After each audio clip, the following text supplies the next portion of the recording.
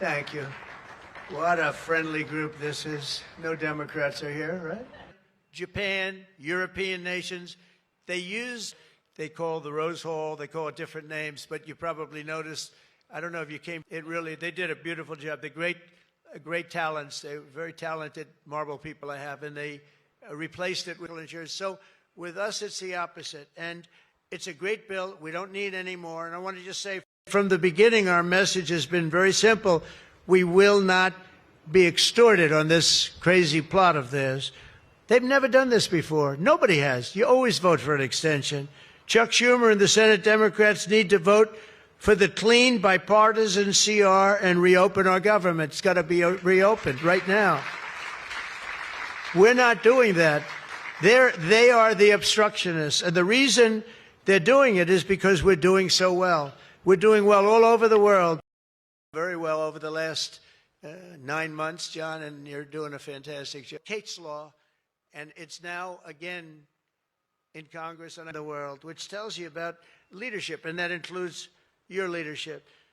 So as you know, my door is always open to anyone. It's not like that AOC. How about her, where she said, she's talking about having rebellions and everything. She said, well, my door is always open. But she's not the leader. I'm sure the leaders felt very nicely about when she said her door is open. Who the hell wants to go into her door anyway? She doesn't know what the hell she's talking about.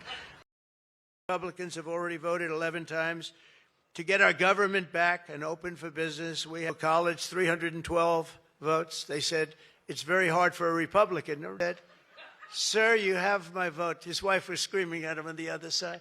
His tax cuts in history, all of these things, it all adds up that we should do fantastic.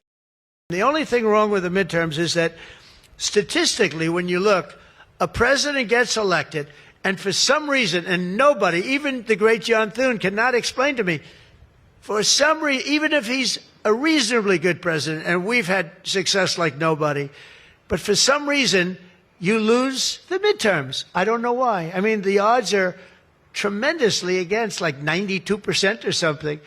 It doesn't make sense. If you have a great presidency, it only makes sense that you win the midterm. So there should be no reason for it. Somebody's going to explain there might be some dark, deep psychological reason where they want to vote the opposite way. I don't know what it is, but we have to win the midterms. Otherwise, all of the things that we've done, so many of them are going to be taken away by the radical left lunatics. They spent billions of dollars.